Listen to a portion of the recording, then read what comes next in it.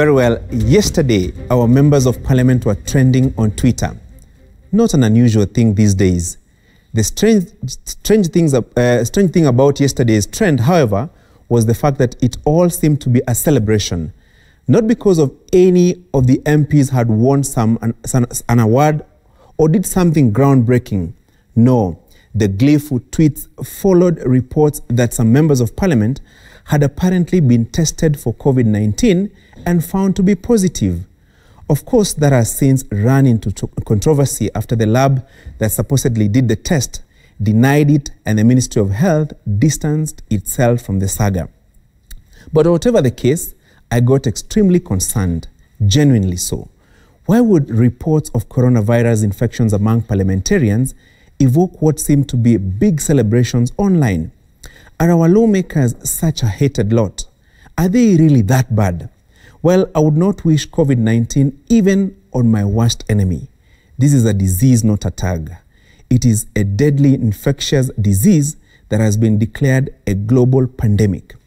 So I think it is just downright insensitive for these members of the public to wish it on the leaders or indeed anyone else.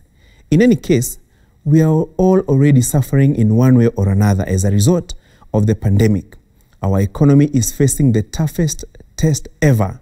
Our healthcare system is already stretched and could yet be burdened to unprecedented levels. If you have not lost a job yet, you've suffered a pay cut. If your business hasn't closed down yet, you are experiencing the lowest returns. If you're not defaulting on your loan, you are lining up at your bank to plead for more time. And according to the government itself, the worst is yet to come. But let us face it, the members of parliament, unpopular or bad as they may be, did not elect themselves. They did not sneak into the august house or forcefully gain access to parliament buildings. They are a product of our individual and collective choices at the ballot. We woke up one morning in August 2017 and consciously elected them. We must live with our choices. But if we are truly fed up with them, we cannot start wishing COVID-19 on them. Though, through the recall clause, difficult as it may be, we are able to send them home if we so much detest them.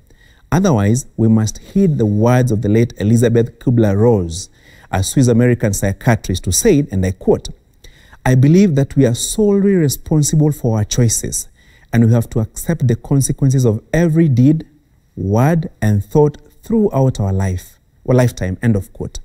But on the flip side, this should be a moment of reflection for these men and women who sit in both chambers of the House. It is time for them to wonder why they are detested so much.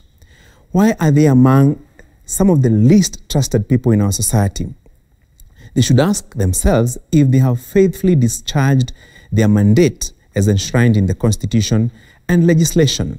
And when this finally is over, will they have learned a lesson? Will they keep the country focused on the right things?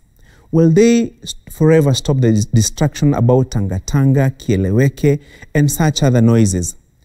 For in the end, people want to have good health, good education, good infrastructure, safety for their families. People want to live dignified lives. The members of parliament will do well to remember all that, because if they do, who knows? The next trend could be easily about Kenyans wishing them everlasting life.